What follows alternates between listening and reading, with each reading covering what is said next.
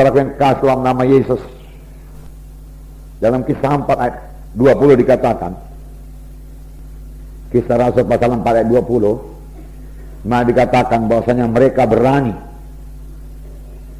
sebab tidak mungkin bagi kami untuk tidak berkata-kata tentang apa yang telah kami lihat dan apa yang telah kami dengar.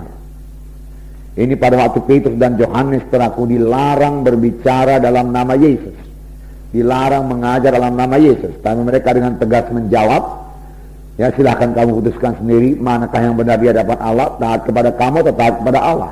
Sebab tidak mungkin bagi kami untuk tidak berkata-kata tentang apa yang telah kami lihat dan telah kami dengar. Tidak mungkin kami berhenti, tidak mungkin kita tidak berkata-kata tentang Yesus kalau Yesus dalam hati kita, saudaraku. Amin, saudara.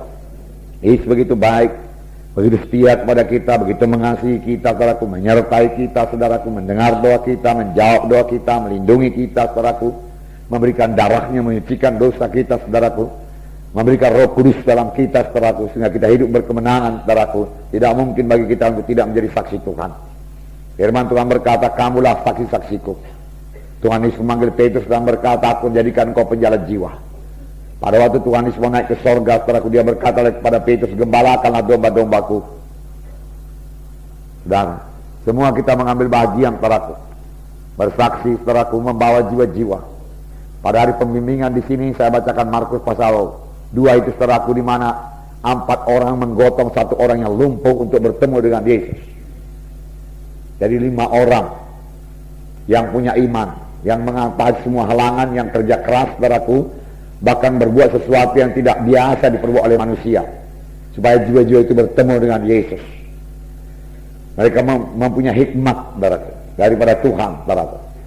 Kalau dilihat oleh orang dunia akan berkata, apa yang kerja orang itu? Panjat-panjat atap lagi, panjat-panjat rumah orang, merusak rumah orang. Nah, orang tersebut bisa minta ganti rugi dan lain sebagainya. Tapi Tuhan berkata, hai anakku, imanmu telah menyelamatkan engkau. Dibereskan Tuhan dulu jiwa manusia itu. Dalam takar ini juga, saudaraku, yang paling penting itu keselamatan jiwanya. Keselamatan jiwanya, barulah kesembuhan tubuhnya. Pada waktu pelayanan Tuhan Yesus, saudaraku, selalu mengajar lebih dahulu, baru dia menyembuhkan. Kalau orang itu menerima pengajarannya, Tuhan Yesus dapat menyembuhkannya. Amin, saudara. Firman Tuhan Mazmur 107 ayat 20 berkata, disampaikannya firman-Nya dan disembuhkannya mereka itu. Disampaikannya firman-Nya dan disembuhkannya mereka itu. Firman Tuhan sampai sekarang berkuasa. Amin, saudaraku. Firman Tuhan tidak berubah. Langit bumi boleh berubah, tapi firman Tuhan tidak berubah.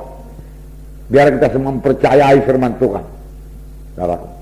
Pegang firman Tuhan. Bahkan untuk kesembuhan kita, saudaraku, pegang firman Tuhan. Tuhan berkata, sembuh-sembuhlah itu, saudaraku. Katakan kepada Tuhan, saya percaya saya sudah sembuh. Saudara katakan demikian kalau sudah sakit. Biar yang lemah berkata, aku kuat. Let the weak say, I'm strong. Let the poor say, I'm rich. Ya. Biarlah yang miskin berkata, aku kaya. Mengapa, saudaraku? Karena Tuhan setelah menjadi miskin, supaya dengan kemiskinannya kamu menjadi kaya. Punya iman ini, saudara. Saudara masih muda. Amin, saudaraku. Ya. Yesus betul-betul menjadi miskin, saudaraku. Dan dia hanya miskin dalam satu perkara. Dia menjadi miskin, saudaraku, dalam bidang materi saja. Kalau dia miskin dalam bidang rohani, dia tidak bisa membagikan orang mati, saudaraku. Penuh dengan kuasa Tuhan dia, baru dia bisa membagikan orang mati, menyembuhkan orang sakit, mengusirkan setan, meneduhkan danau Galilea, saudaraku. Berarti dia penuh dengan kuasa Tuhan, penuh dengan urapan Tuhan, saudaraku, kaya dengan urapan Tuhan. Tetapi dalam satu perkara, saudaraku, dia tidak punya rumah, saudaraku. Walaupun dia tidak pernah terlantar, saudaraku. Dia menjadi miskin, tapi firman Tuhan berkata, saudaraku, dengan kemiskinannya kamu menjadi kaya. Kamu menjadi kaya. Haleluya, saudara. Biar kita mempercayainya, saudara sudah mengetahui jalannya, saudara sudah training bagaimana supaya jaya dalam hidup saudara.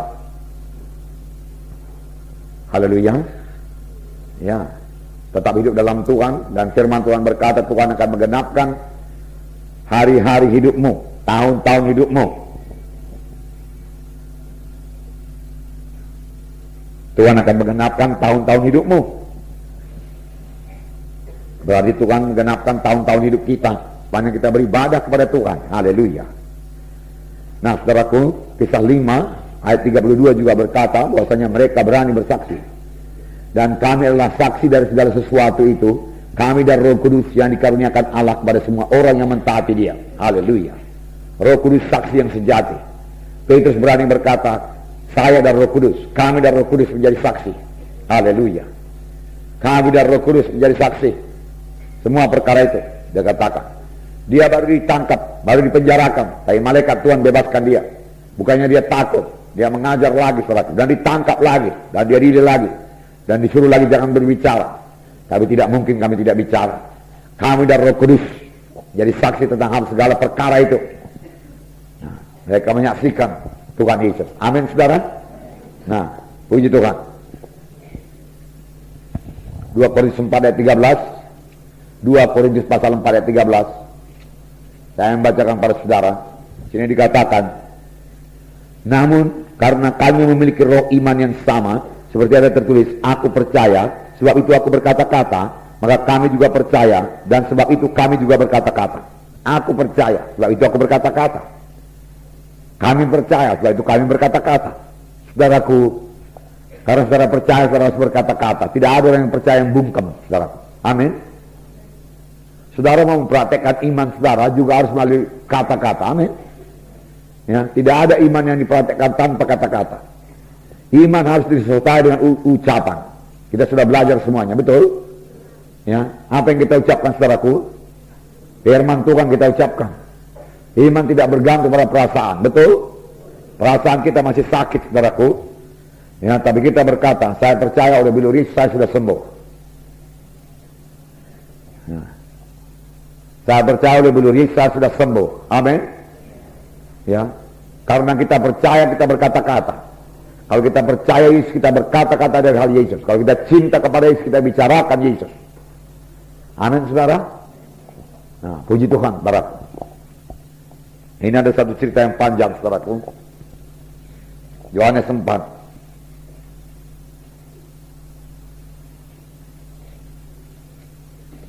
Ayat 1 sampai 25.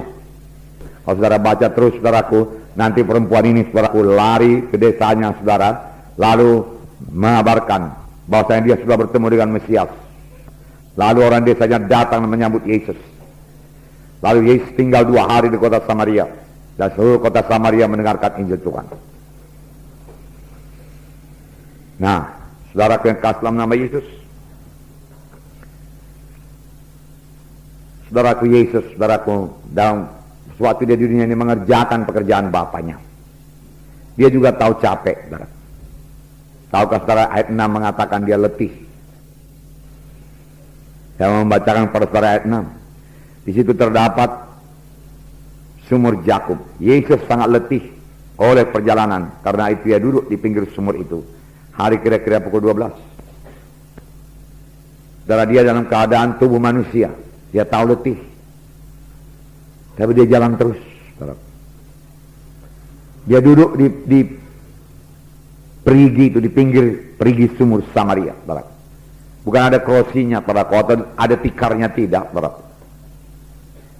Mungkin ada batu di situ, saudara. Dia duduk di pinggir di batu itu, saudara. Dia capek, sangat letih. Yesus tahu apa artinya letih, karena dia manusia. Nah, selama dia di dunia, dia selalu berkata anak manusia. Dia tertidur di perahu karena kecapekan melayani, saudara. Pada zaman dahulu melayani, saudaraku, di sini ayat 1 tadi dikatakan bahwasanya dia akan pergi, saudaraku, dari Yudea kembali ke Galilea, tapi dia harus melintasi Samaria. Dengan apa? Jalan kaki, nggak ada kendaraan yang lain. Jalan kaki, nggak berapa kilometer, saya nggak tahu, saudaraku. Sampai dia sangat letih, dia haus, saudaraku. Dia perlu tidur, saudaraku. Dia tertidur, saudaraku. Itulah dia Tuhan Yesus, saudaraku. Dia juga merasa lapar. Firman Tuhan berkata, sudah dia puasa 40 hari 40 malam, dia merasa lapar. Dan setan menggoda. Jadi kala batu ini jadi roti. Nah, setan juga tahu kapan keadaan tubuh jasmani kita ini lemah. Setan mau mencoba mengalahkan kita.